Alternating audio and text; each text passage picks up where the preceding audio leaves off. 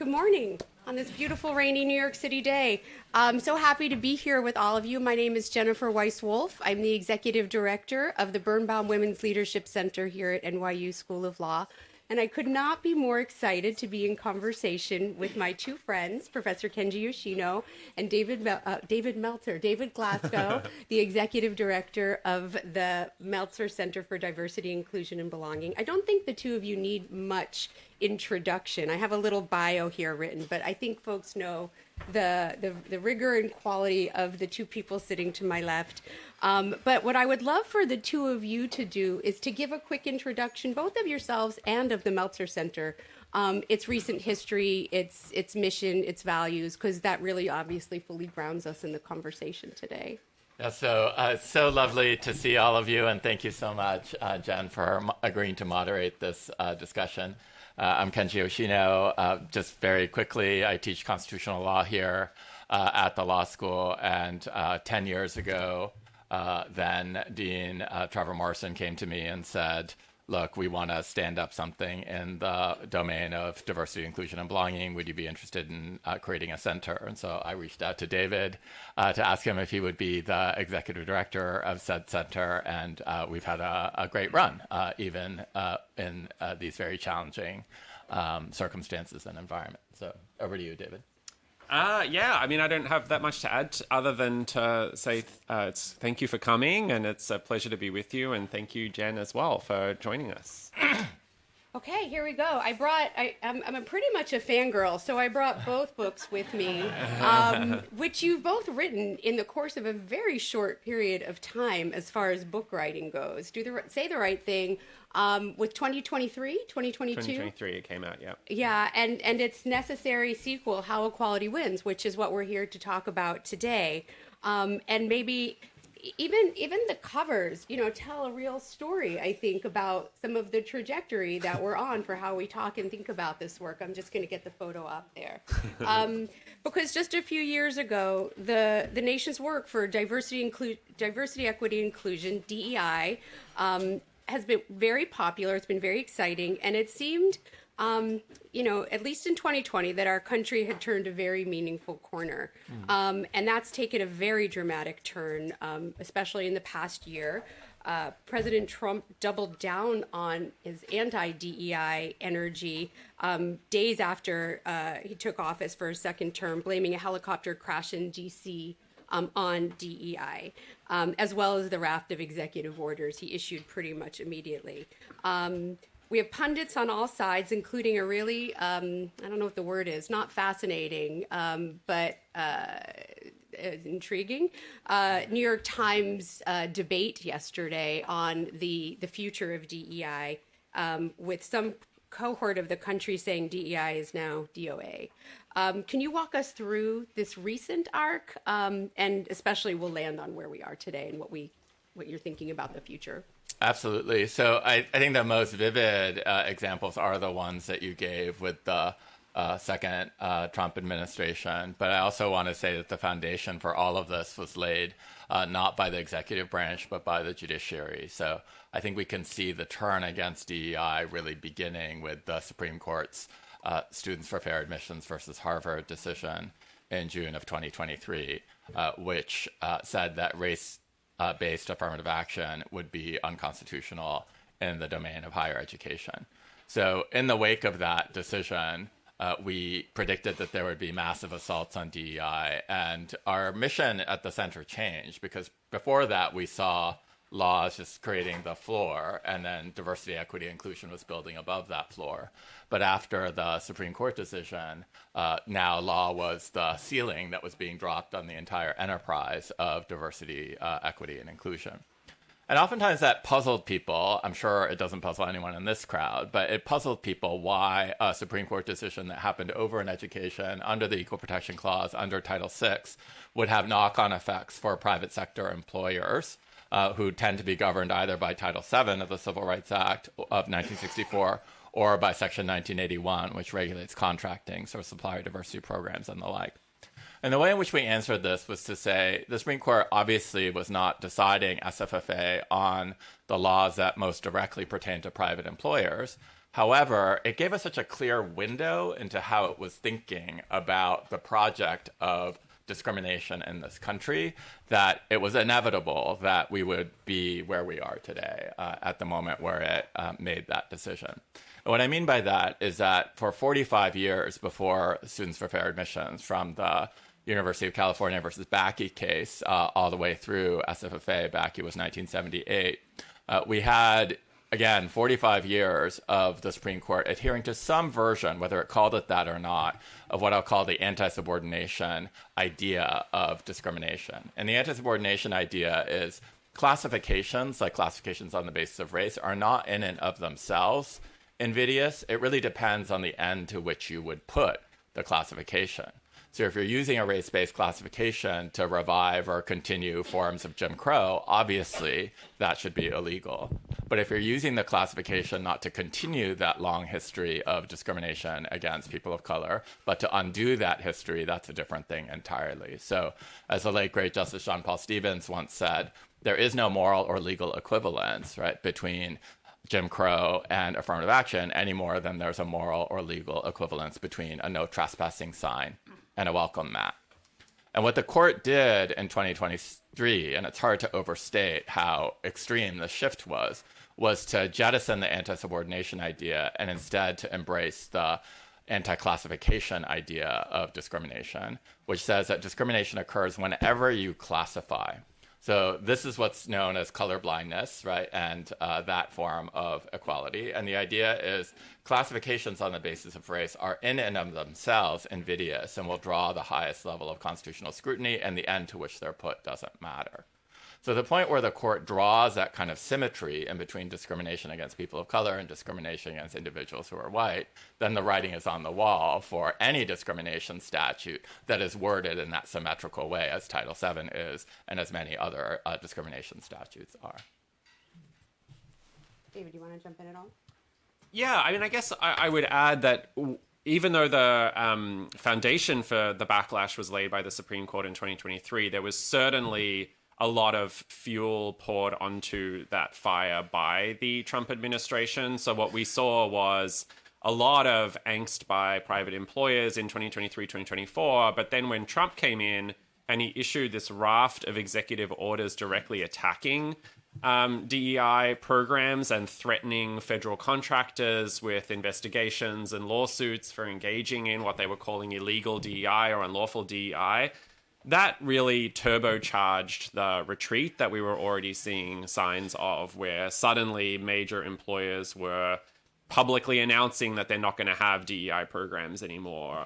A lot of them were kind of rebranding the work, calling it something else, belonging, culture and engagement, talent, inclusion, etc., but sort of secretly continuing to do a lot of work underground. But many of them were actually substantively pulling back from the work as well. And what we started to hear from folks was people would say, look, I understand the legal risks and, you know, we can sort out and audit our programs for which ones are risky or not and make adjustments as needed. What I'm having much more difficulty doing is figuring out the political risks, meaning, you know, if I'm worried that just having the word diversity on our website or, you know, having a program that has the word woman in it or, you know, whatever, right? I'm serious about this. Like people would say, you know, if I think that we could get targeted by the administration, if our federal contracts could get ripped apart, if we would lose our status as a federal contractor, if we could get investigated or attacked for these programs, then maybe we need to do an even deeper retreat than just pull back from the legal programs. We need to think about kind of political retribution as well. And so that has led to an environment where our work today looks fundamentally different and much more challenging than our work did, say, you know, 5 years ago. So, I mean, that you just used the word retreat, and that is key to your book, the idea of not retreating, but reimagining. And so I would love for you to talk a little bit about one idea that you discussed, which is shifting programs from cohorts to content. And the example you just gave obviously strikes a little fear in my heart because we are the Birnbaum Women's Leadership Center. And so I'm actually seeking some good advice while we're sitting here too. Because truly our programs are open to all of the students at the law school, but they are also squarely focused in women's leadership and what the world looks like when women are leaders. So I would love for you to unpack that chapter and recommendation in your book. Yeah, well, what you just said is perfect, right? So I think you can breathe easy, sleep easy at night. I practiced it. Yeah, because the shift that we talk about there is, we monitor all of the federal litigation relating to DEI. So now well over 100, approaching 200 lawsuits have been filed over the past 3 years attacking DEI programs. And we have a website. It's called the Advancing DEI Initiative. It's a public information resource where we monitor and track all of the litigation in this area. And the biggest category of cases that we're tracking are lawsuits challenging what we call targeted programs. And what we mean by that are scholarships, grants, internships, fellowship programs, any kind of program or initiative that is exclusively reserved for members of particular protected groups. So you have to be a Black woman to get this grant. You have to be a woman to access this internship program. You have to be a member of the Latino Hispanic community to get this scholarship, things like that. And those programs are being targeted by anti-DEI activists, targeted by the administration, arguing that they're unlawful under statutes like Title VII or Section 1981. And honestly, from a legal standpoint, they have a point, right? Like if you are excluding in the criteria for the program people on the basis of their race or sex or other protected characteristics, there is real legal risk attached to that. So what we argue that folks ought to do is rather than just getting rid of the program completely or just removing all themes relating to diversity, is to move from cohorts to content, which means instead of the eligibility criteria being the cohort that you belong to, open it up to anyone with a commitment to the content of the program. So you could still have a program that is focused on issues of gender equity, racial justice, inclusion in the industry, whatever it might be, but just allow anyone with a demonstrated commitment to that value to apply and participate in that program. So a recent example of this, the EEOC, the Equal Employment Opportunity Commission, recently filed a lawsuit against a Coca-Cola distributor for hosting a 2-day women's leadership retreat that men were unable to attend. Now, you may sort of think, like putting aside the question of whether it's a good use of federal resources to go after a 2-day women's leadership retreat, I do think that, best practice, if I were advising this Coca-Cola distributor, would be to say, look, don't shut down the retreat, continue to have programming focused on gender bias, inclusive leadership, allyship, how to advance women in this field, how to promote women's leadership, mentoring, programs, whatever you want to do, right? Keep the theme of the program, but allow men who are interested in that, who are allies, who want to show up and learn new things, learn skills to participate in that. And that's what we mean by the shift from cohorts to content. And that is much, much, much legally safer. We have seen lawsuit after lawsuit after lawsuit settle when organizations make that shift. And as fuel to that fire, I would just say that, you can also point to, if you're trying to defend Birnbaum's activities, the executive order praising historically Black colleges and universities, because that executive order praises HBCUs to the skies as sort of beacons of hope and opportunity. And we agree, right? But how do you distinguish all the litigation that they're directing against companies for having cohort-specific programs on the one hand, and then praising HBCUs in an executive order on the other? I think the answer is this cohorts to content distinction, right? So because HBCUs do not restrict admissions based on the color of your skin or belonging into a particular group, they're organized certainly around the mission of advancing people of color in American society. But because it's the content of the program rather than the cohort, and the restriction travels with the content rather than the cohort, it's going to be fine. It's interesting how that's played out for single-sex institutions that taps into the middle of a Venn diagram. That's pretty dangerous. We can talk about that later, maybe a little bit. Well, I would love to take it up really briefly now, which is that, one of the things that makes us sometimes feel like some of our opponents are not entirely arguing in good faith is that... Really? Yeah. Christopher Rufo is an adamant, anti-DEI person, and who is all for colorblindness and meritocracy and not teaching people to see each other as members of groups, but rather seeing merit. is also a trustee of a college down in Florida. And so he was asked in this interview with Ross Douthat in the New York Times how he felt about the fact that women were now, as they have been since, I think, 2000 or so, you might have better facts on this than I, Jen, are majority of college entrants, right, in the United States. And so he said, yeah, that's a problem, but we're rebalancing that by engaging effectively in affirmative action for men. So it's like, what happened to like not thinking about people in terms of groups and letting the chips fall where they may? Rebalancing, that's so dystopian. Rebalancing. Yeah. Yes. So Wow. All right. No worries. I think we're past that page already. Thank you, Kenji. Your book tackles the very, very thorny topic of merit. The supposed antithesis of DEI. Opponents of DEI argue that DEI undermines merit by giving preference to people based on their identity rather than their qualifications. How have supporters of DEI responded to this argument? How do you think they should respond? Walk us through it. yeah, so definitely let me start with the normative position that we take, which is that we think that it is crucial for people who support DEI to embrace merit. And to say the reason that we embrace merit is because we think that that is what DEI is meant to do, that talent is distributed everywhere in society, opportunity is not, and the purpose of diversity, equity initiatives is to close the gap in between the two.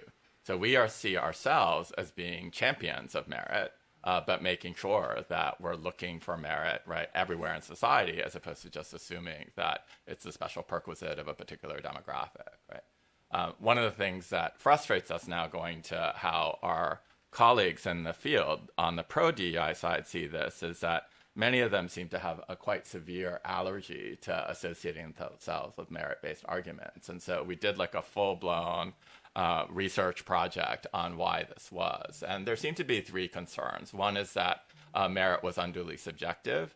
One was that merit was itself unearned. And the third one is that merit is unduly instrumental. And I do not by any means mean to dismiss these critiques. I think they're very serious objections that need to be countered, but I do think they can be countered, and that the response is to mend it rather than to end it, right? To say, if the worry is that merit is too subjective, get rid of the bias, that can creep into merit-based decision-making rather than get rid of the idea of merit itself. If I may, I'll just briefly go over what each of these... I would love to hear examples, real-life examples. Worries are. So the idea that merit is unduly subjective is this idea that merit has been weaponized against communities of color or against women, of just saying, individuals are not as meritorious. So we really saw this where you started, right, of underlying this idea of if a plane crash happens, it's DEI. If a bridge falls down, it's DEI. If California forest fires, rage, it's because of DEI.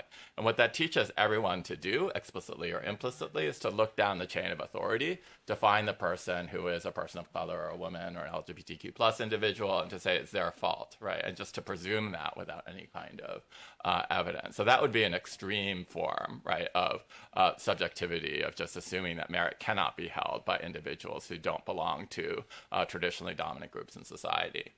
A more kind of pungent one that draws on social science is a wonderful study done by Frank Sampson, the sociologist. And what he did was to ask white parents what they thought college admissions criteria for their children should be. And when they thought that they were competing against the beneficiaries of affirmative action, namely Black individuals and Latinx individuals, they would say, we think that test scores and GPAs are the best indicators of merit. However, if you change the experimental condition and then suddenly said, actually, you're not competing against Black and Latinx individuals, the people you're competing against are Asian individuals, they would change their tune dramatically.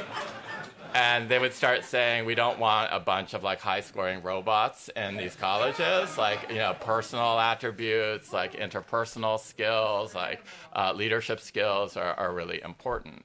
So obviously, what Sampson's point is, and I don't think he's one of the people who objects to merit. I think he is a mend it, don't end it person. But what that suggests is that if your definition of merit depends on the group against whom you're competing is not really a definition of merit. But our answer to that, which I hope is kind of intuitive to all of you, is to say, let's kind of land on a definition of merit that doesn't depend, right, on the individuals against whom we're competing, and instead, come together around a definition of merit that looks at, what people can contribute to the community as a whole. The second one I can do, I think, a lot more briefly, which is to say merit is often unearned, right? So that a lot of the things that correlate with merit are much easier to acquire if you have, for example, socioeconomic advantage. So if you were born to a family with means and you go through the private school system here in New York and you get test prep programs and you get kind of practically infinite resources to engage in extracurricular activities and you don't have to work a job to put yourself through school, then obviously you're going to be able to acquire more of the traditional credentials that many organizations take into account. And so, again, our response to that is to say, let's have kind of conceptions of merit that look at two candidates and see what they did based on what resources were available to them, because ultimately that's what they're going to have to do with what they're given in the organization. And then the last one is the one that I'm frankly the most sympathetic to, which is that if we, and I bet I have many allies here in this audience, which is that law is a quintessentially overworked, profession, right? And so the idea that merit is too instrumental is to say, let's not make life into a gauntlet that is all about striving. Like, it can't just be like we're going to go after brass ring after brass ring after brass ring, and whatever you're doing, you need to do it 10 times faster, and you're competing now with AI and et cetera, right? And one of the things I love about the DEI community is that it has a strong element of we all have dignity and human worth just by dint of being human.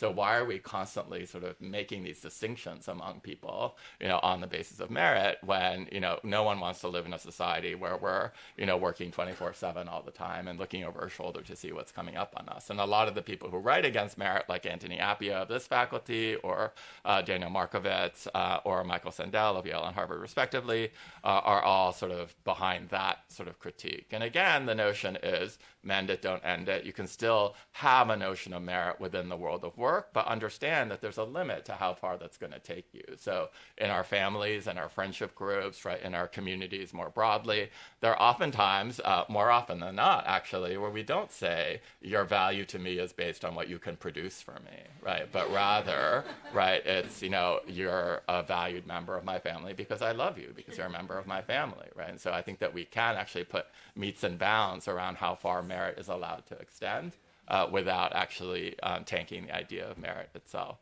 If I can go back to why we should care about merit so deeply, it's not just a kind of strategic notion of societies generally like the idea of merit, and Americans, as study after study shows, believe more in merit and meritocracy than other societies do. So it's not just like this is what sells and this is what will be politically accepted.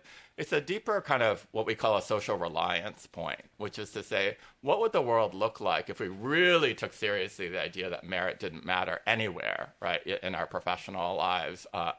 So when I sort of turn on my computer, I feel like I have a reliance interest that computer is not going to blow up in my face, right? Many of you got on planes to come here. When you get on that plane, you have a social reliance interest that the pilot knows how to do what they're supposed to do, and they've done the flight hours to train themselves to do it. When you go to a physician, like you trust that they're able to give you more than you could get yourself on WebMD or through AI or what have you, right? And so the social reliance interest on our side, right, is less about like, is merit doing wrong by, the people who are competing for these positions, and more, is merit doing right by us as the consumers of the goods and services that people are producing. Right? So that's my sort of ultimate kind of plug for merit, of like, try to imagine a society that doesn't have merit.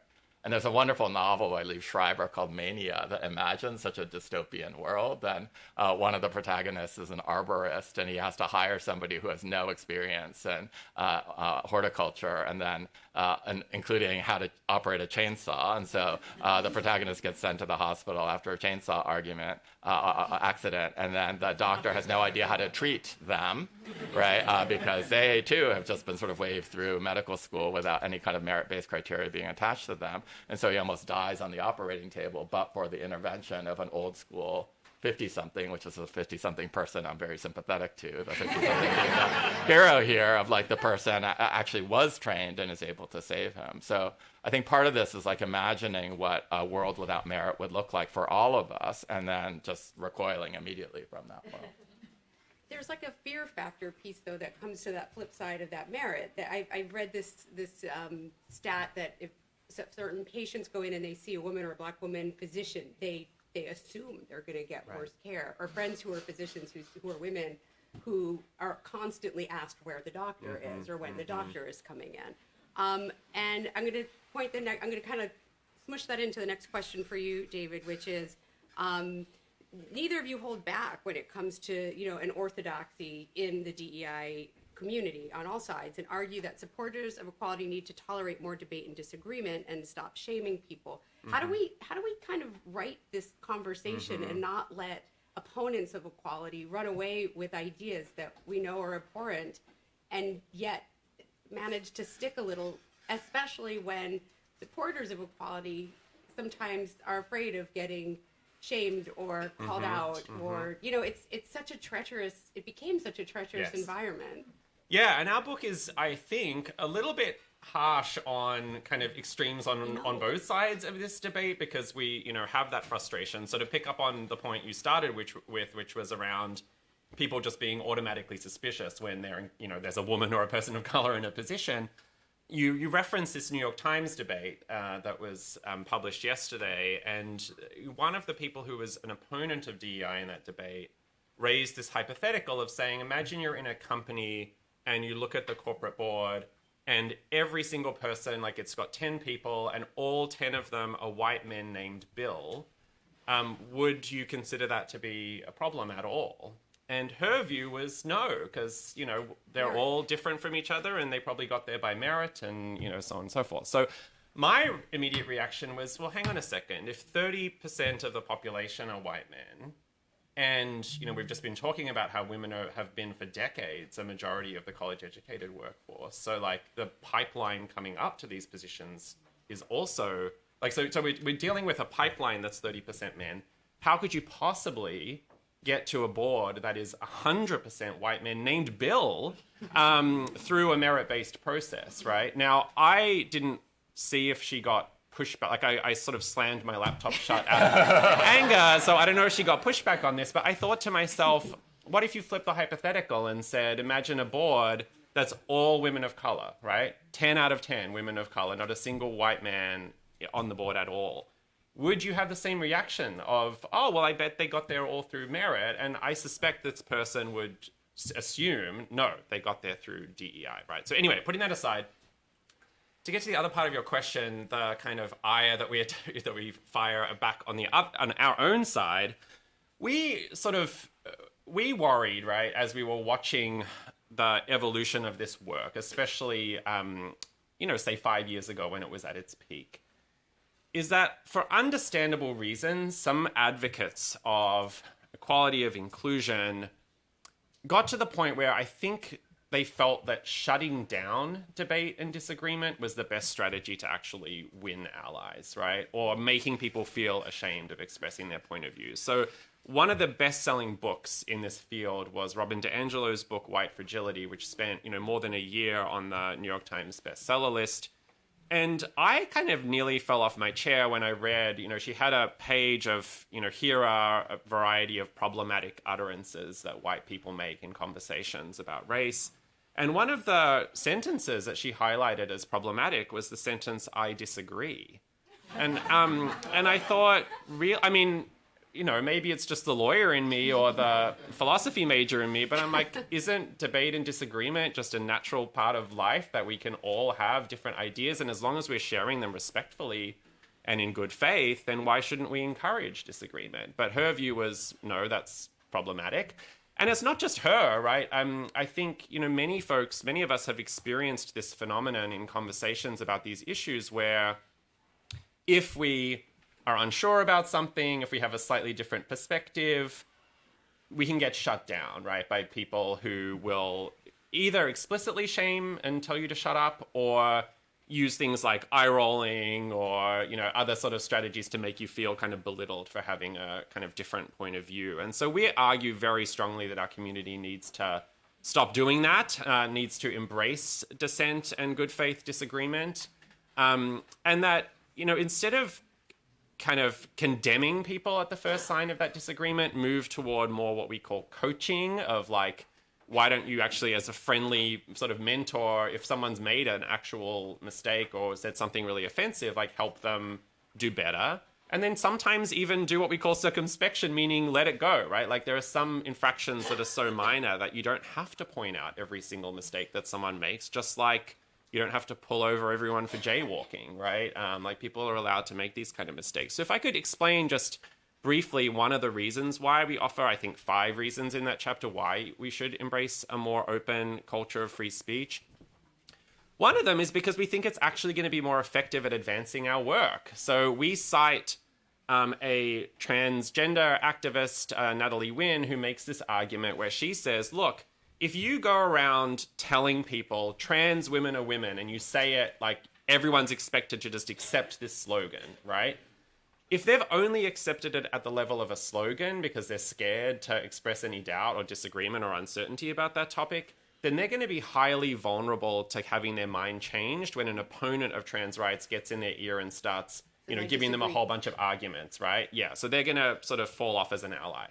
Whereas if you've taken the time patiently to listen to someone and allow them to share concerns, objections, uncertainties in good faith with you, and you've patiently kind of convinced them that they should actually believe this at a deeper level than just a slogan, they're much less likely to get knocked off course by an opponent and much more likely to be a long-term ally. So we're not making this argument in this sort of like naughty, advocates of DEI, like you should care about these poor people who've been cancelled.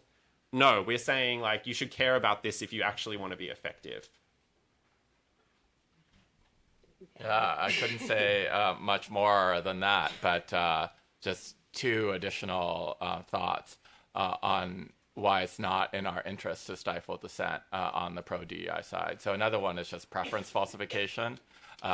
David was talking about the Natalie Wynn point about how allyship can be really fragile if you only teach people a slogan rather than teaching them a set of moral or political arguments.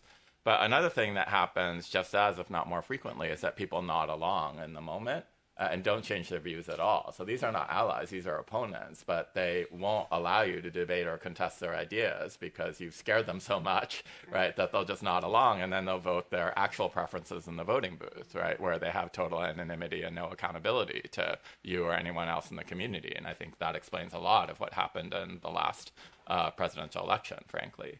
And then the final point I'd like to make about stifling dissent is that we honestly have to think about whether we have the better ideas. I'm sure many of you were thinking as we were talking, well, what if other people want to persuade you? Are they allowed to persuade you? And the idea is, of course they are, right? But we, through debate over years, really do believe that we have settled on the better ideas. If we believe that we have the better ideas, we should be inviting debate rather than suppressing debate. And the cost of suppressing debate is very, very dear because it keeps us from pointing out that the other side is suppressing debate. So as I look at the landscape, we are not the people on the pro-DEI side who are banning books. We are not the people on the pro-DEI side who are saying things like, you're not allowed to say the word gay, right, in Florida public schools, right? So it makes us look like hypocrites if we say you're not allowed to agree disagree along Robin DiAngelo grounds, if we then go out and call out suppressions of free speech on the other side. All right, the broader project of equality that you name in your book, tell us more about the foundations of equality vis-a-vis DEI and why, even if DEI becomes verboten or not the phrase we use or not the acronym of choice, the project of equality will thrive. Yeah, absolutely. So this is where I feel that I put my constitutional law professor hat on, because I think of the entire constitutional history of this country as, writ large, a project of advancing equality. So if we think about this country as being founded by a cadre of white propertied men, right, we have had many kind of constitutional kind of convulsions or revolutions that have brought us forward to thinking about how status-based exclusions from we the people should be retired and we should become a more inclusive America. So I think about the 13th, 14th, and 15th Amendments for race. I think about the 19th Amendment for gender. I think about Stonewall and the ultimate culmination of the LGBTQ plus rights movement in cases like Romer in 96 or Lawrence in 2003 or Obergefell in 2015, protecting the rights of LGBT individuals. And I could go on and on and on, right? But my general point is whenever people say, oh, I have doom and gloom, we've never had it this bad before in this country with regard to equality, I do want to sort of pan out a little bit and to say, like, this is a country that's seen, like, slavery and Jim Crow. This is a country that's seen sort of coverture and legalized domestic abuse of women within marriage. This is a country that has seen disenfranchisement of women. This is a country that has said, gay people belong in jail in all 50 states, at one point had sodomy statutes on their books. This is a country that's institutionalized people on the basis of Native American identity or their disabilities. This is a country that's interned the Japanese, right? And it's taken us far too long in every single one of those circumstances that I just enumerated. But, sooner or later, we have corrected those injustices, right? So I think that in this particular moment, DEI is undergoing a transformation, but that has been true of the past as well, right? And so DEI was originally seen to be, equal opportunity, and then it was seen as diversity management, and then diversity and inclusion, then diversity, inclusion, and belonging. I think it's going to morph again into something that we call the project of organizational equality. In some ways, I like using the word equality there because it roots us in a longer provenance, right, of these other equality struggles that I was just mentioning, and takes us out of this kind of seemingly niche recent development of DEI and puts us in a much broader civil rights tradition that this country can be and is justly proud of, right, in terms of what we've been able to accomplish. So my view is a little bit here, Jen, that this moment is a little bit like the irresistible force meeting the immovable object. The irresistible force meaning, both the executive and the judicial branches are interpreting the Constitution against, our interests. The immovable object is really, I presume, everybody in this room. Like, I'm not going anywhere. You're not going anywhere. Our commitments to fundamental equality and fairness are not going anywhere. So we're the immovable object. So what happens when the two collide? I was taught that what happens when the irresistible force meets the immovable object is that the object changes. Because then the force has not been resisted, it's been absorbed, and the object hasn't been moved, it's been transformed. Right? So I think that what's going to happen is we're going to have to morph our strategies with regard to how we advance equality, but the underlying project is not going to change. And that, equality endures because equality changes, right, in the way that we express it and fight for it in generation after generation. All right, I have a thought about the project and who's included in it, and I think this was something I heard you talking about in another podcast I listened to, Kenji, which is we have our national story is that of fighting in particular on the basis of race and the basis of gender. But we think about other populations who are suffering right now. And in particular, the two that I found most intriguing were men and boys, and that really is a national story right now. And you had referred earlier to the advancement of women in higher education, if not in broader society and in the private sector, as well as in academia, who's the leading voices in academia, and the role of minority voices in academia, meaning conservative voices in academia. Where does this experiment or this project and DEI, like how does it thread that needle? In a way that stays true to, I think, what really the vision of the Equality Project is, but acknowledges that there are people who rightly feel left out of it. And that's for both of you, either of you. Yeah, so the argument we make in the chapter where we tackle this topic, we call it welcoming new groups. And the idea is that as DEI evolves, one of the directions that it should evolve in is trying to encompass some of the groups that have felt left out of the DEI conversation. So again, this debate on the New York Times, one of the pro-DEI people referenced this idea of protected groups. So you have to fit into one of these protected groups in order to get the solicitude of DEI. And I think she was sharing that in a positive way, right? This is what DEI is all about. What we argue is that there are some groups that are kind of clamoring to be included, and that if you don't listen to them and take their issues seriously, you're going to create a kind of backlash that is leading to what we're now seeing. So we divide it into 3 categories: claims of enforcement, claims of symmetry, and claims of extension. So a claim of enforcement would be groups that are actually protected by law, but say, you haven't really included us in the DEI conversation. And the big one that we tackle there is people of faith, religious individuals, right? This is a pretty religious country. I think it's about 45% of Americans, or even more, say that religion is very important in their lives. And yet DEI really has not addressed that topic very well, I think. And so a lot of workplaces, for instance, that have robust DEI policies on the basis of things like race and gender kind of ignore religion because it's sort of icky and they don't understand it, or they're worried about certain conflicts that you might have between religious communities and LGBTQ communities and so on. So we argue that people of faith, religion needs to be more in the conversation.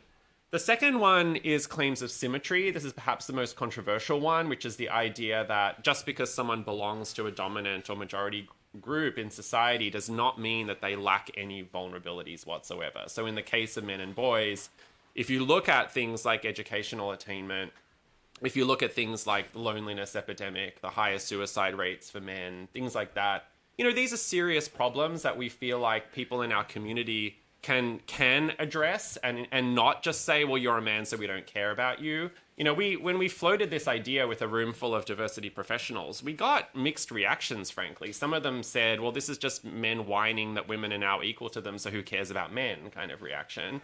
And, our view is we think you can walk and chew gum, right? Like, just because you are addressing these issues affecting men does not mean you ignore sexual harassment and underrepresentation of women and reproductive rights and all the issues that face women, right? We think you can do both. And then the third one are claims of extension. And these are groups that are not protected by law at all, but that say, hey, please take our issues more seriously. And the big one there that we talk about is claims by people from lower socioeconomic status or working class Americans, right? So socioeconomic status is not a protected category under the law, but a lot of the DEI conversation has happened in more elite spaces like professional environments, Ivy League schools, etc. We don't think there's been adequate attention paid to actual economic class issues, class inequality, and that it would do the field a lot of good to show that it actually cares, not just about the kind of professional managerial class, but also cares about the kind of dignity and belonging and actual economic justice for people at the lower rungs of society in terms of socioeconomic status. So. Thanks. Interesting. I have one more question. I know we're going to turn it over to audience questions in a moment. This is sort of a combination of like a hope. It's always nice to end on like a positive note. As well as trajectory. So, and this is for both of you, but I'm going to start with you, Kenji. The arc of change that an idea or a vision might start by. I think you said this was rooted in SEIU organizing. That the first reaction would be to ignore an activist or a request. The second would be to mock it or make fun of it. Third is to fight back, which is a sign that you're surely, on the stage, on the path towards winning, and then ultimately winning. Can you talk a little bit about that arc vis-a-vis the work that you do? Yeah, I'd love to. So the labor organizing quote, as I recall it, is first they ignore you, then they laugh at you, then they fight you, then we win. And I think that best encapsulates more than any other quote what my own trajectory in this field has been. So I've been working in DEI for about 20 years. When I first started, people didn't even know what it was. And then people knew what it was, but they kind of mocked me. They said, you're a constitutional law professor. You're in the most prestigious canonical field within law.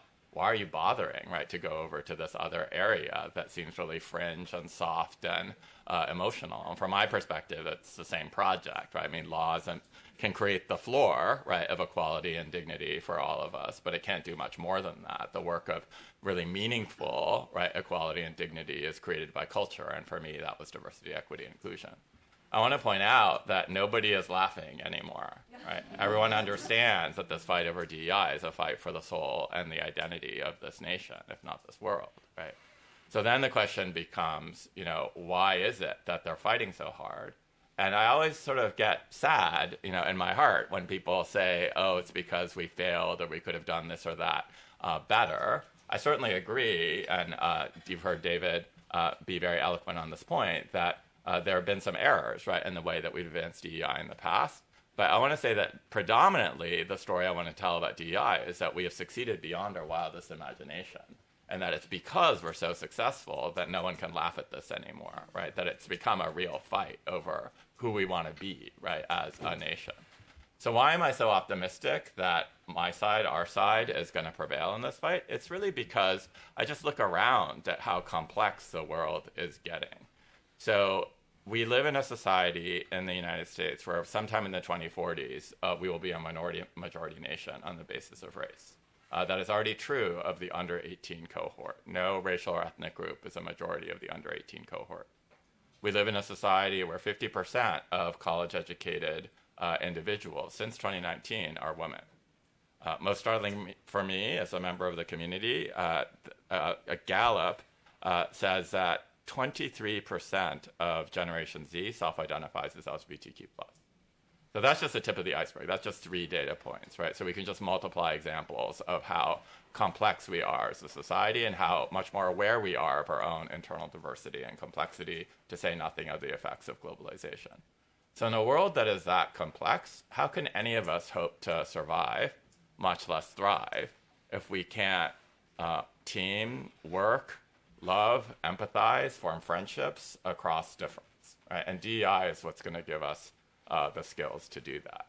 So that's what makes me confident that, I've lived through the, they don't know who you are, they ignore you. I've lived through the, then they laugh at you. I've lived through the, then they fight you. And I look forward to the day in which we win. We can open it up to questions now. Start over there. I like the idea of taking focus away from cohorts and letting the allies go to the Pepsi-Cola distributors meeting for women. But there are institutions for which that doesn't work. And I'm thinking of the 30 or so women's colleges still in America, from Agnes Scott to Mount Holyoke. How come the Trump administration has not shut them all down?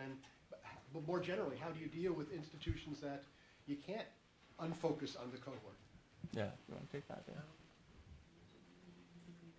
Yeah, no, I mean, you go Okay, I'm happy to. Yeah, so I think this goes back to Justice Ginsburg's United States versus Virginia language, where she actually was looking, this is in the Equal Protection Clause context, about the all-male Virginia Military Institute, and whether or not that could be sustained. And obviously, in 1996, she says absolutely not, right? But one of the justifications that the government forwards there is that there could be a diversity of educational forms, and that could be an important governmental interest, right, to which sex segregation would be substantially related.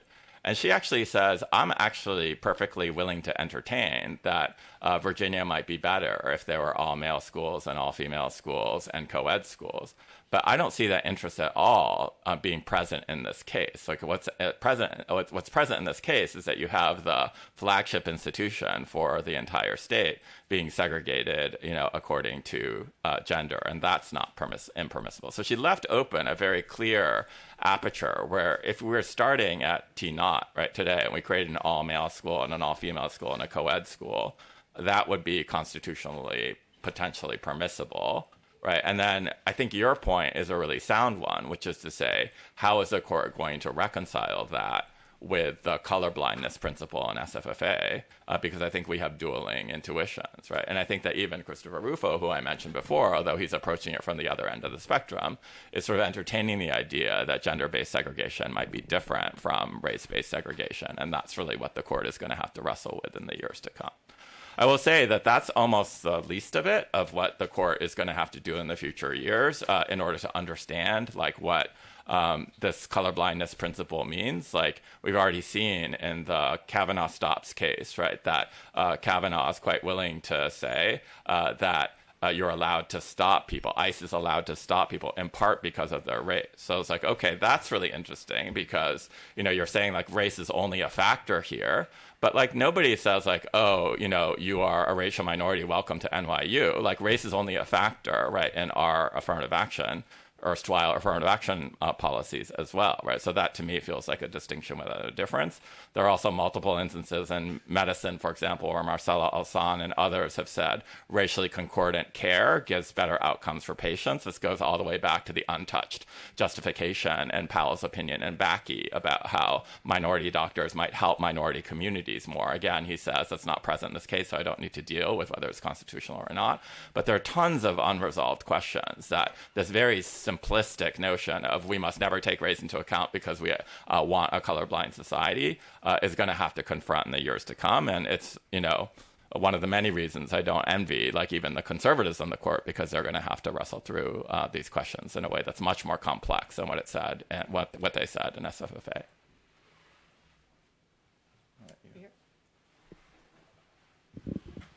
Thanks. So I want to follow up, David, on your comment about the unprotected groups and the approach that we should be taking, and particularly on white, high school educated males in this country who have been fuel for MAGA and everything else.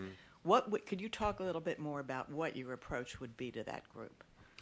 Yeah, and part of the reason why we're concerned about this is, the principle of it is that there are real issues to address there, but part of it is also strategic, which is that if our side, the pro-DEI side, are saying to these men who are struggling, who are lonely, who are suicidal, who are whatever, if we're saying, we don't care about you, they don't just say, okay, well, I'll still be, an advocate for equality. Right? They go on to, go down the manosphere Andrew Tate rabbit hole of people who are actually listening to their concerns and offering a toxic solution to those concerns about subordinating women.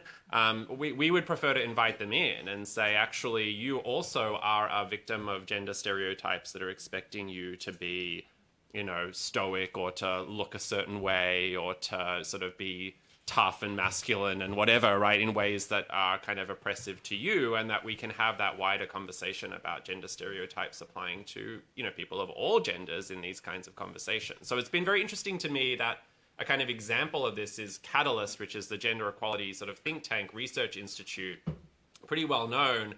They have been doing a lot of work recently in shifting the way they think about gender issues so that instead of just talking about male allyship, which is basically, men come in just only to support, women, but women are the central and only focus of the work, they're now moving to this language and concept that they call gender partnership, which is more around, let's address whatever issues are affecting, all people of all genders, let's address them together as equal partners in the conversation rather than one being the ally and one being the sort of victim, right? So one point I didn't make in my answer that I want to emphasize here is just because we're including these other groups in the conversation doesn't mean that every claim is equal and we can't prioritize. Like, we prefer to take more of like a physician's approach of going where the pain is, right? Meaning, if someone comes to you in pain, you respond to that, but it doesn't mean you can still triage, right? Like you don't have to say that someone's paper cut is the same as someone's flesh wound. So you can still prioritize between saying, well, all right, just because you are, if you are a man and you're dealing with issues relating to suicide, mental illness, loneliness, whatever, let's tackle that. But hey, what about this gaping, representation issue that we have around women on it? Why is our corporate board 10 white men named Bill? And like we can prioritize addressing that in our workplace, even as we care about the real issues affecting men, if that makes sense. Yeah. If we can just follow up and see if the prioritize is the way you would look at this.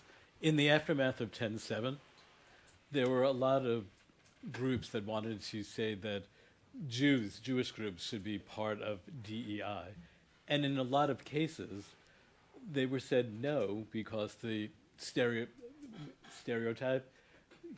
well-educated, have money, aren't part of the group that has been traditionally discriminated against. How would you analyze that? I think we would absolutely say and have said that the individuals in the aftermath of October 7th or at any time who want to create faith groups or interfaith groups should absolutely be recognized, right? So this is what David was earlier referring to as the claim of enforcement of how on earth can it be that religion is a protected category under Title VII of the Civil Rights Act and also, by the way, protected under the First Amendment of the Constitution, and not be part of the DEI discourse. And I think there are a couple of reasons. I think one of them has to do with, the instrumental aspect of capitalism, right? And saying like religion might be orthogonal to that. And I think that, that is not, for reasons that I can go into, not a persuasive justification, because we don't, sign up to Durkheim and Weber, right, when we're actually designing these programs. And then the other point is really that there could be internecine warfare among groups, particularly thinking about if there's an evangelical Christian group and an LGBT group, then how are we going to get these groups to get along? And I think, again, that's not a sufficient answer, because you have to just instill norms of respect between both of those groups in the workplace, rather than saying this group is not allowed to exist, which, when, if anything, it's a minority that this country has been concerned about since its founding, right, and therefore should be just as much part of DEI discourse as any other group. So it always makes me want to rip my own hair out when I hear NYU's doing too much on DEI. And by the way, in the same breath, NYU needs to do more to combat anti-Semitism. So like, what do you think we're doing, right? Like, for me, and DEI has always been the project of extirpating bias. So we are to bias as physicians are to pain. So we should be against bias wherever we see it. That doesn't mean we can't triage in exactly the way that David describes. But when I think about triaging, I don't think like, oh, this religious group, needs to not be protected as a form of triage. I'm actually thinking much more of, I'm not going to cognize a person who says this is actual CEO conversation that I had, or a CEO had a town hall about this, where he says, I know what it's like to be an outsider because I was a humanities major undergrad, and now I work in a tech firm. So I was like, that I'm not going to listen to, right? Right. But if you're making a claim that's founded in civil rights, of course I'm going to listen to that, right? And so I think that's like, I feel like DEI is capacious enough to deal with all forms of bias, including religious bias, including anti-Semitism, including Islamophobia, by the way, right? So we need to be ecumenical in our approach to this. But wherever bias exists, we should be there to fight. All right, I think we're at time, and I want to be respectful of everybody's schedule. I think that maybe you will stick around if somebody wants to come and ask you their question, but I know people have places to go. Thank you so much for being here. Thank you both. Thank you, Karen. Thank you, everyone.